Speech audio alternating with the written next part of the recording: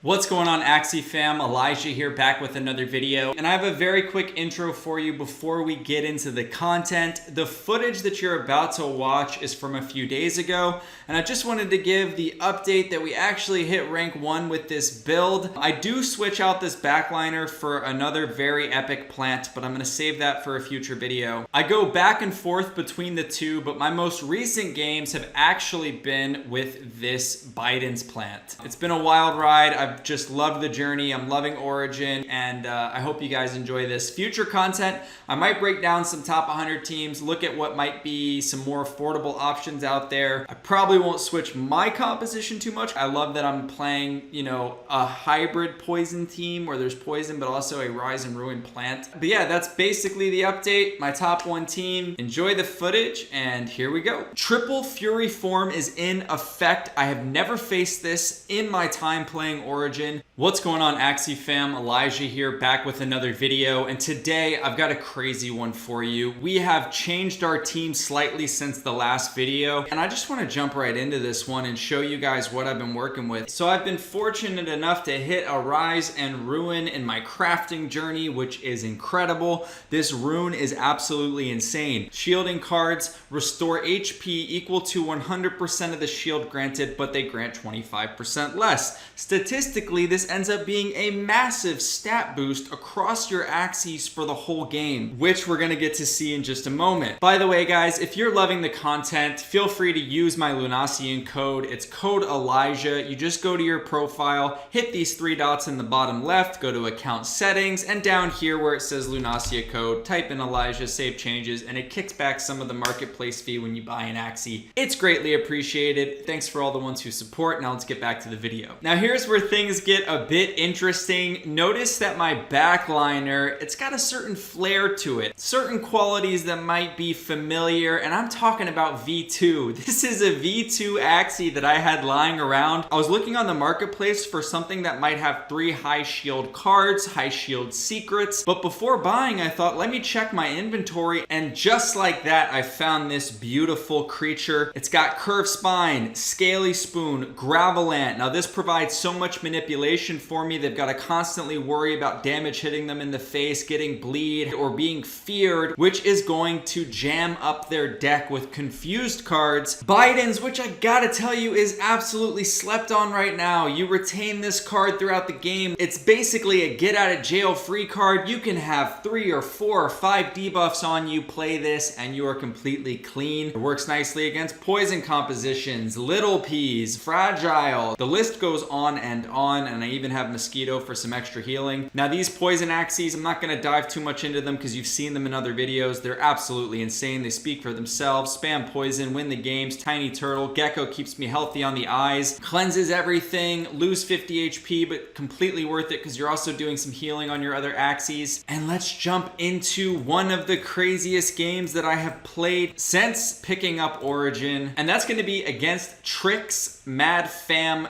002. He's got one of the most ridiculous teams I've ever seen. Let's just take a quick peek at it before we jump into this. Confident on the backliner, the frontliner to boost those rage stacks. He's got Little Peas twice, which we know is an extremely dangerous card. Sheba, which gives 4 rage to the whole team once his HP drops below 75%. You've got a Goda in there, Chubby for a little AoE. You've got Bleed. I mean, this thing is just stacked. But I'm still feeling pretty good because I know how indestructible my team is. As long as the rage doesn't get out of hand, we should be okay. Round 1 goes with an Inkling, doesn't get a chance to use the Cottontail value, but starts to stack the rage stacks with Confident on the back line. In my first turn, I'm definitely going to play the poison. I've got 2 great shield cards. I elect to go with the Gravelant up front, and just like that, we're back to full HP with 52 shield, not too shabby. I choose deck manipulation. Let's see how it works for me. The Chubby puts the fear on his frontliner. He does get Cottontail value this time with the Rice to steal 20 HP,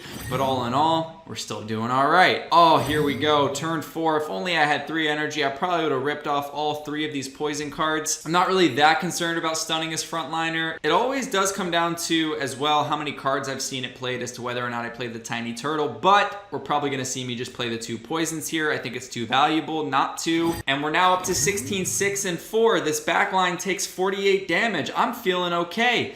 Here comes a Jaguar 77, puts bleed on me. It's gonna be dual blade, and then Ronin, pretty typical round, unleashing the full cannon. My frontliner's down to 145 health. Here's that Gecko I was talking about. Now I get a chance to play it on my mid, boost up my backline HP, heal the front, get rid of the bleed. Very nice. Yes, I take 50 HP damage to the midliner, but with the poisons and future cards coming in to heal him up, it's really no big deal. I also have this backliner to take care of him later on with Rise and Ruin, heal him. Gecko eyes are just amazing. Now we're gonna go Confusion up front, chip away. We're still going with the theme of trying to get some confused cards in his deck, Mosquito, and then I think the Curve Spine, of course, here. Now I wonder why that Gecko didn't take the bleed off, or if it's a visual bug, not sure. But we do go back to almost 300 HP, 57 shield, and look, turn 7, we're still alive and kicking up front. I don't know if I make it through this round. There's a little branch for 192 damage. We stay alive, 60 HP. That's massive. He is up to 5 rage stacks. Now here, great opportunity to go with the Yam. Another small frill, probably a Scaly Spoon. No point in playing Tiny Dino when it only has 60 damage. We're just gonna hold on to that. Now we're retaining Bidens and Tiny Dino, trying to get future value out of those. 57 HP damage from the poison on the back line. You gotta love that. But now, it's looking scary. He's got 9 rage stacks, 6 and 4. And because the poison's been chipping away at him, his midliner is below that 75 HP threshold. So if he draws Shiba, that's 4 rage stacks across his team. This could get ugly. Plays Innocent Lamb for a Cottontail so he can play this Oranda as well, which drops my midliner down to 158 health. It's looking dicey. I don't have that much poison on him. Yes, his backliner's getting hurt, but the other two seem to be okay. Tiny Turtle, it seemed like now is the time. Forget about the poison. I'm way behind. I need a miracle. I gotta stun this thing, buy some time for myself, and then we're just gonna heal. Curve Spine, Gravelant. Let's just try to slow things down. We need the game to be longer if we're playing a poison comp, which we are. Here is where the disaster strikes. Shiba is about to create a hellstorm. Both of his mid and back go into rage mode, followed with a little piece for 124 damage, and then he's got the confidence to clear his frontliner, put rage on the front. Triple Fury form is in effect. I have never faced this in my time playing Origin. I couldn't believe it, and he still has cards to boot. The Chubby for the double slam, kill the mid, follow with the dual blade. I'm down to 133 HP, one of the craziest sequences that I've run into, and now I have no idea how I'm gonna win. I literally need a miracle. I'm gonna be able to heal up. I do play Bidens there. We saw huge value. I got to get rid of the vulnerable. Both of these high shield cards are gonna basically save the day for the time being. I'm back up to 242 health. Rise and Ruin coming in clutch. Another little piece since he has it twice. I've got vulnerable on me again, but look at the damage reflect. Look at the bleed. His backliner drops from the poison, the reflect. All of this work I've been putting in, it's starting to pay off.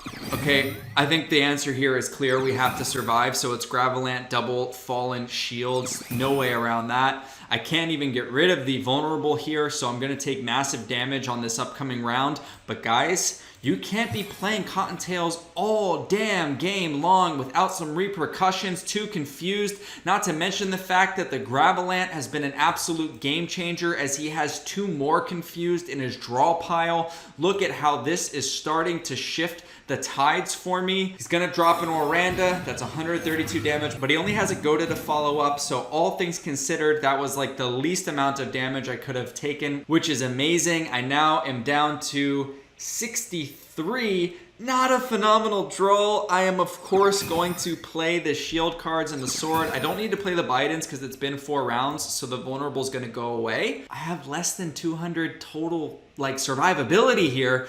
But the confused come in. He only has a Revenge and a Ronin, and that, unfortunately for him, with a Pangolin up front, it's not enough to get the kill. I have health 33. I'm gonna have one more round, even with Blood Moon 13. And this is gonna be it. Mosquito up front to finish off the Pangolin Beast. I healed just enough not to die to Blood Moon, but it doesn't matter because I have a confused to close it out. And there you have it. Triple Fury form does not get it done against this invincible V2 Axie. And it has been a blast playing this team. We've been on a very, very fast track upwards. I think I have a very nice combination happening. And this just goes to show you that you gotta shake what your mama gave you when it comes to picking up runes and charms. You have to build around them. Check your inventory. Look back. Think about it. You might have some gems lying around that you didn't even realize. And here we can see how picking up this rune has made all the difference. This is working way better than a double Gila team for me or a triple poison team, just because I don't have poison touch or malediction. So I decided to build around a little bit more health and healing, and it's been phenomenal. Hope you enjoyed this video. Thanks again for watching. Leave a comment below and let me know what you want to see next, and I will catch you guys soon. Peace.